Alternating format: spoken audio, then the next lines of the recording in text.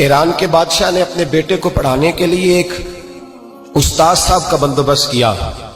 استاد صاحب کو کہا کہ میرے بچے کو دین پڑھائیے، میں چاہتا ہوں کل اس نے عنان حکومت کو سنبھالنا ہے تو یہ دین سے آگاہ ہو جائے، اس کو کچھ سکھائیے، پڑھائیے۔ بہت نیک بزرگ بڑے درویش عالم پڑھانے لگے، اسباق مکمل ہو گئے، دین کے اسباق قرآن مجید پڑھایا، احادیث طیبہ کا درس دیا، اصول فقہ سے روشناس کرایا۔ جب بچے نے مکمل تعلیم حاصل کر لی اور آمین ہو گئی، دستار ہو گئی، فارغ ہو گئے، تو پھر ایک دن استاد صاحب نے کہا بیٹے کل تم نے ضرور آنا ہے، کچھ بات کرنی ہے۔ شہزادہ گیا ملنے استاد صاحب سے، استاد صاحب نے کنڈی لگا لی، ہاتھ میں درہ پکڑ لیا، مار مار کے پورے وجود کو زخمی کر دیا، کوئی غلطی نہیں، کوئی بات نہیں، مارا۔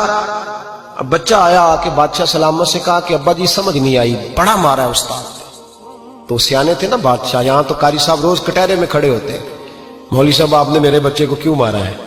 آپ 8,000 کے مولوی ہیں، میرا کئی کروڑ کا بچہ ہے، سویرے بدل لیں گے، خبردار آپ نے بچے کو ہاتھ لگایا، اپنی حیثیت میں رہے معاذ۔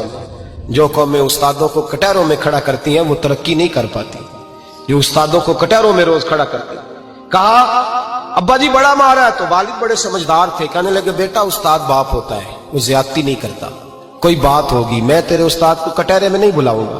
اماں سے بات کی، اماں کہنے لگی بیٹا میں تیرے باپ سے کیسے بات کروں، ڈر رہا تھا۔ وقت گزر گیا، 22 سال بیت گئے، 22 سال گزر گئے، بادشاہ کا انتقال ہوا، شہزادہ تخت پہ بیٹھا، پہلا حکم یہ دیا کہ میرے استاد کو بلاؤ، پہلا حکم۔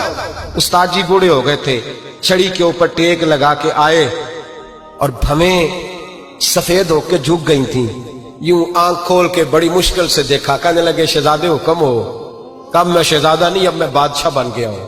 استاد جی 22 سال بیت گئے، آپ نے مارا تھا، پر وہ درد چونکہ زیادتی کی تھی، میرا قصور کوئی نہیں تھا، تو نہ میری روح سے درد گیا ہے نہ میرے جسم سے گیا ہے، میں بے اختیار تھا، پوچھ نہیں سکتا تھا، آج با اختیار ہوا ہوں۔ سب سے پہلے پہلا حکم آپ کو دیا، بلایا ہے، بتائے کیوں مارا تھا، کیوں مجھے مارا تھا، میری زیادتی بتائے۔ تو استاد بوڑھے استاد کی آنکھیں آنسوں سے بھر گئیں، کہنے لگے بیٹے بس آج کے دن کے لیے مارا تھا، یہ جو دن آ گیا نا میری زندگی میں اس لیے مارا تھا، یہ میں چاہتا تھا میری زندگی میں وقت ہے، آج کے بس میری مراد پوری ہو گئی۔ کہا صاحب کس لیے، مجھے بھی سمجھائے۔ آپ فرمانے لگے کتنی دیر ہو گئی تجھے مار کھائے ہوئے، کتنا زمانہ بیت گیا؟ کہنے لگا 22 سال۔ فرمایا زخم بھولے تو نہیں، درد ختم تو نہیں ہوئی، تمہیں بات 1 منٹ کے لیے بھی تمہارے حافظے سے محو تو نہیں ہوئی؟ کہ استاد جی روز رات کو یاد آتی، روز خیال آتا تھا۔